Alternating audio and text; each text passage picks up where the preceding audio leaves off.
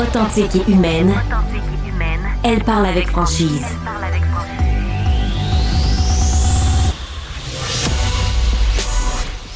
Elle traite l'information avec rigueur et efficacité. Une approche fraîchement moderne de l'actualité. Isabelle Maréchal. Alors voilà, on enchaîne parce que, effectivement, merci à tous ceux qui se joignent à nous. D'abord, merci d'être là. C'est vendredi. On vous a concocté tout un menu. J'aurai l'occasion d'ailleurs de vous parler d'un spectacle que je vous recommande chaleureusement. Je vous dis pas lequel, mais il y a des magnifiques papillons, il y a des magnifiques insectes dedans. Là, je vous donne un petit hint. On parlera justement des insectes en fin d'émission avec un expert, un entomologiste. On va également parler du service à l'auto tout à l'heure. C'est vendredi, alors c'est service à l'auto. Mais je veux revenir sur des sujets qui nous ont beaucoup occupés et qui ont beaucoup fait jaser cette semaine. Vous avez vu ce sondage à l'effet là, que, 74% des Québécois estiment que ce sont les citoyens les plus riches qui devraient contribuer plus et permettre finalement de sauver ce qui nous reste des services publics. Hein. Quand on vous pose la question, c'est ce que vous demandait un sondage léger au cours des dernières semaines, qu'est-ce qu'il faudrait faire? Là? C'était dans la foulée de la décote de la cote de crédit de Standard & Poor's du Québec, cote de crédit du Québec qui a été décotée. Et là, même si le ministre des Finances, Éric Gérard, nous a dit « Ouais, mais c'est pas tant grave, là, ça... » Regardez, là, il n'y a pas de problème. Il n'en reste pas moins que, on regarde la situation, le déficit est record, plus de 14 milliards de dollars. Et là, on se dit, qu'est-ce qu'on fait? Où est-ce qu'on va chercher l'argent? Toujours ça, le maudit problème. Puis là, le discours ambiant, c'est de dire, il n'y en a plus. Il n'y a plus une scène pour rien. Fait que là, on gèle tous les projets d'infrastructure. Puis, à moins que ça gueule fort dans les médias pour un hôpital, on fera rien. Vous avez vu, Maisonneuve-Rosemont, ça a été ça, là. Maisonneuve-Rosemont, là, ça a été 3 semaines vraiment solide de vous qui appelez à cette émission, entre autres, puis qui gueuliez, puis qui disaient, comme moi, puis comme d'autres, puis comme les médecins de l'hôpital Maisonneuve-Rosemont, faut faire quelque chose, on en a besoin. Ça a pris une tempête de pluie, avec de l'eau qui coulait, ça a pris des écureuils, des rats, des vitres pétées pour que finalement le gouvernement décide de dire, OK, on va sortir la pépine pour partir le projet. C'est rendu que c'est comme ça. Alors, je fais appel à vous ce matin à nouveau parce que sur la question, effectivement, est-ce que c'est la solution de taxer les citoyens qui gagnent le plus? 1-877-827-2346 pour m'en parler et par texto, bien sûr, pour vos commentaires, le 187 Cube Radio. Michael est un auditeur de l'émission, c'est un citoyen engagé. Il a payé 38 000 $ d'impôts l'année dernière. Il nous l'a raconté en début de semaine. Il était pas mal crinqué. J'y avais même dit, vous êtes mûr pour déménager en Ontario, Michael. Et sur la question des taxes pour les plus riches, j'ai tout de suite pensé à lui. Je me suis dit, on y reparle aujourd'hui. Il est là. Bonjour. Bonjour Isabelle. Bonjour Michael. Alors, je vous pose la question. Oui, allez-y. Oui, juste une seconde. Le plus respectueusement du monde, je vais vous corriger. Allez-y. C'est pas 38 340 que j'ai payé en impôts. Ça, c'était seulement au provincial. Au fédéral, j'ai payé 33 243 $ d'impôts. C'est bien trop vrai. C'est vrai, vous avez payé 71 583 $. C'est incroyable, pareil. Plus votre 14 000 $ d'opération. Oui.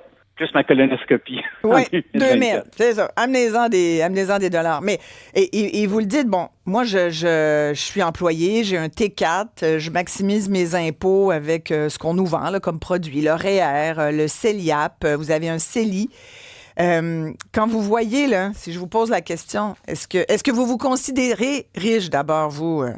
À payer autant d'impôts, vous devez quand même être très, très aisé quand même, Michael?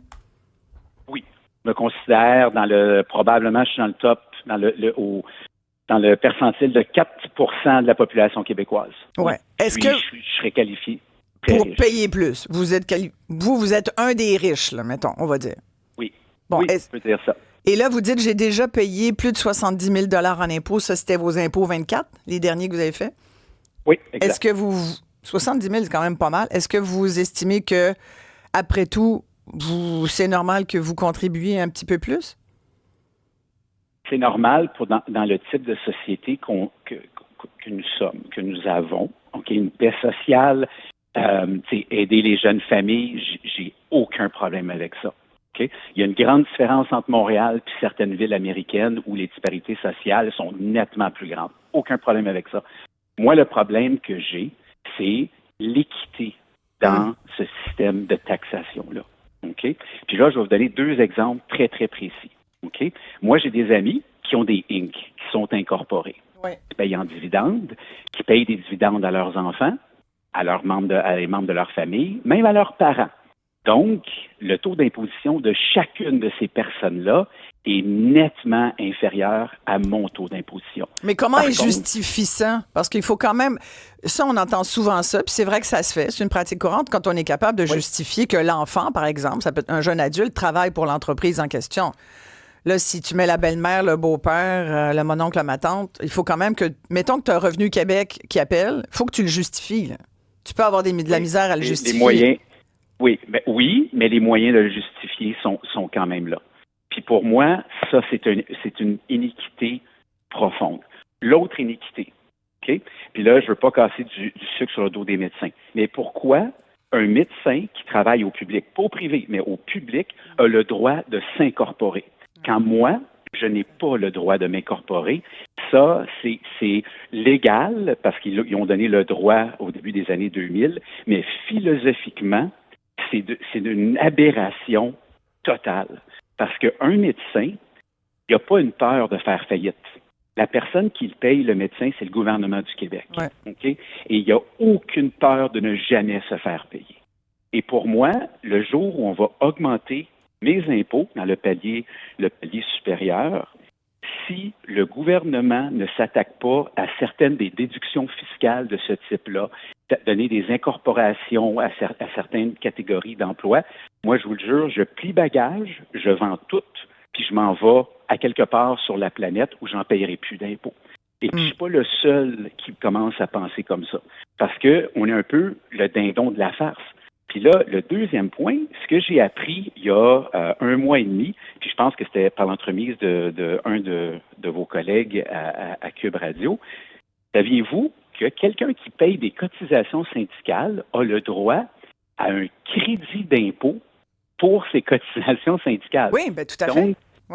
Oui, mais j'aimerais ça qu'on m'explique par quelle logique quelqu'un aurait le droit de faire ça quand ils sèment la pagaille avec leur grève et tout le kit. Pourquoi que la société québécoise devrait payer pour quelqu'un d'avoir le droit de se syndiquer? Ah, Michaël, là, j'ai mon invité que je présente. Je vais vous présenter à l'instant mes 2 invités aussi pour cette discussion. Jacques Letourneau, l'ex-président de la CSN, est à mes côtés. Il est aujourd'hui observateur de l'actualité. Il sourit au dernier commentaire que vous venez de faire, Michaël. Jacques, merci d'être là. Salut Isabelle. Sur cette question? Bien, sur cette question, c'est assez simple. Des crédits d'impôt pour des frais d'association professionnelle, ça existe à peu près partout. La pagaille dont notre ami parle, c'est souvent pour augmenter justement les salaires des travailleuses, des travailleurs. Tu sais, dans une société, il y a 2 façons de répartir la richesse. Hein?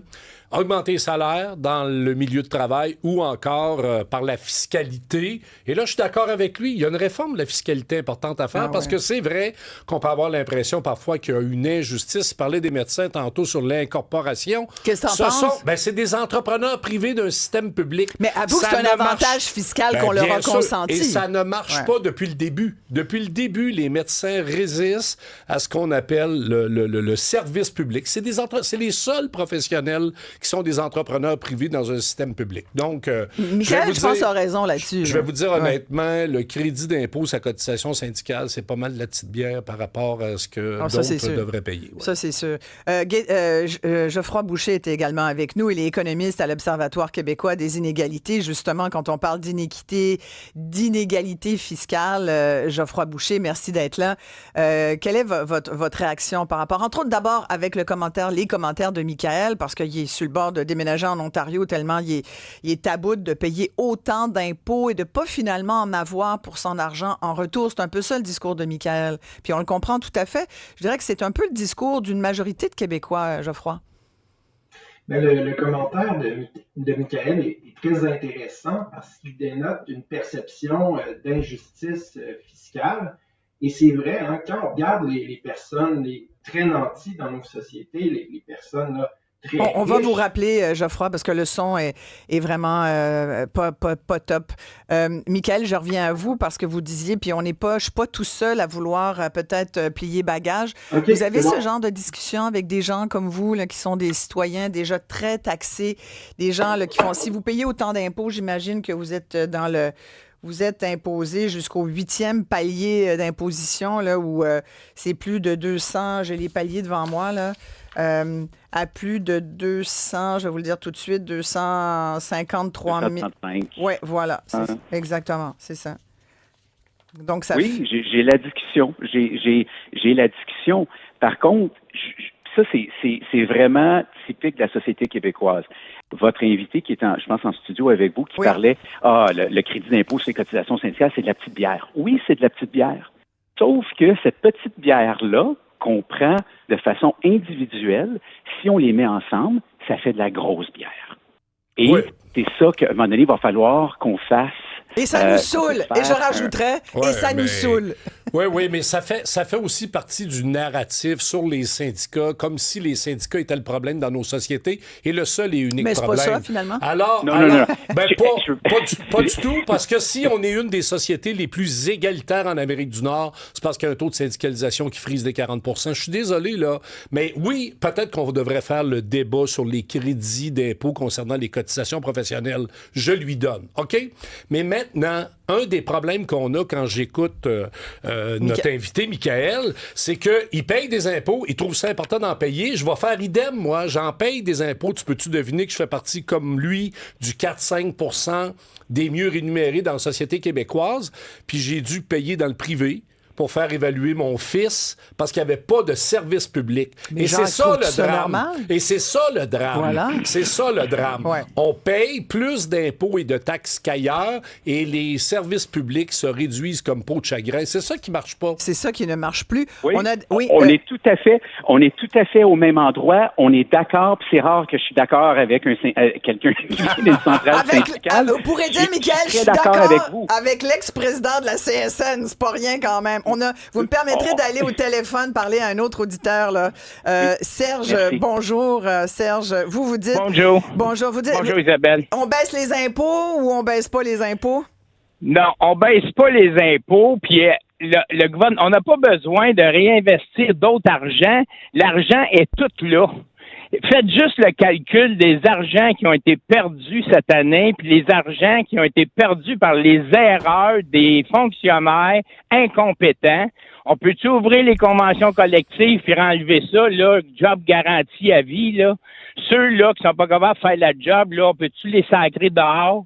Puis arrêter de les payer jusqu'à la fin de leur jour. Ça, là, l'argent qui est dépensé, gardez juste ça clique, gardez juste le tunnel, gardez juste... On commence à parler de milliards, là. Mm-hmm. Là, j'aimerais rappeler aux auditeurs que 1 milliard, c'est 999 millions. Mm-hmm. Avant, c'était des 100 000, là, c'était des millions, puis là, on est rendu dans des milliards. Je vous le dis, là, avant ça, je parlais tout seul. Là, je suis rendu que je crie toute seule. Mais je pense que vous n'êtes pas tout seul. Vous n'êtes pas tout seul, Serge. Je pense que beaucoup de gens, on sent quand même qu'il y a un certain retour d'une écœurantite. On a déjà connu ça à l'époque. Je veux dire, il n'y a pas si longtemps, il y a des gens qui sont sortis dans la rue. Quand on regarde, je pense qu'il y a une certaine révolte des classes moyennes un peu partout sur la planète. Ben oui. D'ailleurs, Ça merci se traduit. beaucoup, Serge. D'ailleurs, Jacques, oui. tu étais dans un documentaire que j'ai fait, Les moyens de la classe moyenne, où on rappelait les luttes des travailleurs et des travailleuses. Les gilets jaunes en France, on a tous été témoins de leur lutte. Chez nous aussi, il y a ça, mais on le vit différemment. On le vit différemment quand même. Oui, mais c'est quand même pas pire, hein, parce Ouais. qu'en France, tu parles des gilets jaunes ici, il y a même des gens qui m'ont déjà dit comment ça se fait qu'il n'y a pas plus de révolte que ça. Puis la révolte aux États-Unis, elle s'est exprimée comment? Ben, c'était de voter pour Trump, Ouais. pensant qu'il va remettre le dentifrice dans le tube, alors qu'on sait très bien que Trump, il se fout royalement de la condition générale du travailleur ou de la travailleuse. Mais une tendance, puis là, le Geoffroy de l'Observatoire, s'il s'en branche, il va il est là. certainement en parler. On va lui parler. C'est que depuis 30-40 ans, la grande tendance, c'est que les riches, je parle pas de toi et moi, je parle des riches, ceux qui sont vraiment riches, payent de moins en moins Les d'impôts. super riches, voilà. Le régime fiscal canadien et québécois vise justement à réduire. Tu sais, le premier décret que Trump a signé aux États-Unis, c'est de baisser les impôts des riches. Oui. Hein? Et pourquoi les riches appuient Trump pour payer moins d'impôts? Donc, je me rappelle Marois Risky, que tu connais bien, qui est aussi une prof de fiscalité, avait dit en 2020-2021, on perd 30 milliards au Canada en échappatoire fiscal et en paradis fiscaux. Là, fait que moi, je veux bien qu'on débatte du crédit d'impôt de la cotisation syndicale. Regarde, je suis ouvert. Débattons des crédits d'impôt de toutes sortes, mais après ça, on peut-tu débattre des vraies affaires, là, ou en tout cas, raison. de ceux non, qui sais-tu passent à qu'est-ce que côté veut du faire Revenu système? Québec? Revenu Québec va aller taper sur la tête du monde qui essaye de vendre des gugus sur Marketplace. Ah, ça, c'est bien important d'aller taxer les bébelles qu'on achète seconde main ou qu'on vend seconde main, puis qu'on fait peut-être 20$, 40$. Il y en a qui vont dire, ben, il y en a qui arrivent à se faire un petit salaire avec ça. Ben, tant mieux pour eux. Y a-tu quelque chose qui peut ne pas être taxé? Oui, mais tu vas voir que moi, je trouve ça épouvantable. Mais tu vas voir que si toi puis moi, nous mettons, c'est pas un parti politique avec cette idée-là qu'on va faire payer les riches, là, comme on disait dans le temps. Là, donne-moi pas tu vas voir qu'on sera pas élu. On sera pas élu. Non? Mais non, on sera pas élu parce que d'abord, on n'aura pas de financement. Les riches ne nous financeront pas notre campagne électorale. Je te le dis tout de suite. Hein? Un parti citoyen. Moi, je pense que le monde voterait pour nous autres. Ben. On irait juste parce qu'on est des bonnes personnes. Une fois au pouvoir, je ne sais pas ce qui ferait avec nous autres une fois au pouvoir. Quand on nous, augmenterait... on sait ce qu'on ferait du pouvoir, par exemple. Geoffroy Boucher est de retour. Il est économiste à l'Observatoire québécois des inégalités. Geoffroy, bon, je voulais, entre autres, avoir votre réaction sur le témoignage de Michael qui, je pense, résume ce que beaucoup et de plus en plus de citoyens, devrais-je dire plutôt, pensent, c'est-à-dire qu'on paye beaucoup d'impôts. La plupart des gens qui en payent beaucoup, là, je pense, le disent, c'est correct, là, on sait pourquoi on le fait, mais là, on ne payera pas des deux bords non plus. Et cette espèce de découragement, d'écœurantite qui ressort maintenant dans à peu près tous les sondages des dernières semaines, c'est très présent. Et là, ce qu'on voit, c'est des gouvernements, à la fois au Québec, là, puis là, vous allez voir, dans 1 an et demi, on va être en élection, en campagne électorale, ça va commencer. On va nous dire, ça se peut qu'on ressorte des chèques. Moi, je serais pas étonné de ça. On en a eu au cours des dernières années au Québec. Le premier geste de Mike Carney, ça a été de baisser de 1% le taux de taxation, premier palier. J'aimerais vous entendre là-dessus, d'ailleurs, Geoffroy, parce que ce qu'on nous dit, c'est que c'est une mesure qui va aider les gens de la classe moyenne qui ont de la misère à arriver. Ben, en fait, si on regarde la mesure là en détail, c'est une réduction du taux d'imposition pour le premier palier d'imposition. Donc, au fédéral, c'est un palier qui va de 0$ à 57 375 $. Donc, toute personne qui a un revenu supérieur à 57 375 $ va profiter pleinement de cette mesure-là, va profiter de 100% de cette baisse d'impôt-là, donc un montant d'environ là, 415 $ par personne. Et les personnes qui ont un revenu en bas de 57 000, ben là, ça va dépendre de où leur revenu se situe. S'ils ont un revenu très bas, ben ils ne payent pas d'impôt. Donc, c'est les personnes les plus défavorisées, les moins nantis de notre société ne profiteront pas de cette baisse d'impôt. Par contre, les personnes qui ont un revenu là, supérieur à 57 000 vont en profiter pleinement. Qu'ils gagnent 60 000 ou 360 000 $. Et une personne, par exemple, qui fait 40 000 $, je regardais là, en termes de, justement, en termes de chiffres, une personne qui fait 40 000 $ va avoir à peu près 200 $ d'économie d'impôt, alors qu'une personne qui gagne 300 000 $ va avoir 2 fois plus d'économie d'impôt. En argent sonnant, elle va avoir 400 $ d'économie d'impôt. Oui, absolument. Mettons qu'ils vont pas dans le même restaurant faire le party que leur famille. Là. C'est sûr. Fait qu'il y a ça, moi, qui me dérange parce que est-ce que c'est pas d'une certaine façon nous mentir aux travailleurs et travailleuses de la classe moyenne quand on prétend ça, Geoffroy? Quand on prétend que c'est une mesure pour eux? Ben moi, j'ai envie de revenir sur le commentaire de Michael qui notait là, une certaine perception d'injustice fiscale. Puis il y a quelque chose d'intéressant dans son propos parce que ce qu'il faut comprendre, c'est que les personnes très riches, la plupart de leurs revenus ne provient pas de salaire, de rémunération, elle provient d'investissement. Et au Canada, l'imposition est différente sur les gains en capital et sur les revenus de travail. Donc, vous et moi et Michael, chaque dollar qu'on gagne doit être déclaré pour fin de l'impôt. Ouais. Mais les personnes très riches, dont la plupart de leurs revenus proviennent d'investissement, c'est juste $1 sur 2 qui doit être déclaré pour fin d'impôt. Donc, ça alimente une certaine perception d'inéquité fiscale dans la population. Puis on peut se questionner si c'est une bonne façon d'imposer la société. Ouais. Il n'y a pas aussi dans la loi de la fiscalité quelque chose qui dit que les intérêts que tu payes sur des montants d'argent que tu investis, tu peux les déclarer? Bien, effectivement, comme étant pour baisser, c'est-à-dire ils peuvent être utilisés pour baisser ton revenu global. Effectivement, il y a toutes sortes de mesures là, qui finissent par, en s'accumulant, là, réduire significativement l'impôt à payer par les personnes qui sont très riches. Et ben, ça peut alimenter plus généralement là, les inégalités économiques dans la société. Et c'est important de comprendre que les inégalités économiques, ça a des conséquences très, très concrètes.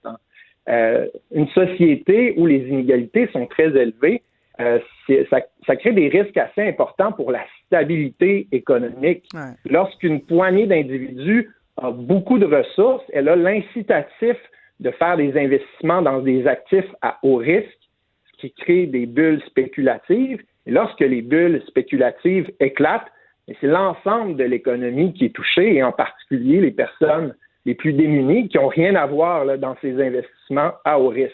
Et donc, une répartition plus égalitaire de la richesse, ben, ça nous permet de nous prémunir contre ces risques-là et ça favorise une plus grande stabilité économique. Alors, pourquoi notre nouveau premier ministre du Canada, qui pourtant, dont on a vanté les mérites et le curriculum vitae, quand même, ex-responsable de la Banque du Canada, qui est allé en Angleterre, bref, je ne vous referai pas le CV, tout le monde connaît par cœur maintenant, mais est-ce que c'était bien logique, responsable et normal qu'il fasse ces baisses d'impôts, Geoffroy? Parce que de ce que vous me dites, je comprends que c'est tellement pas une bonne idée, c'est tellement pas la première chose à faire.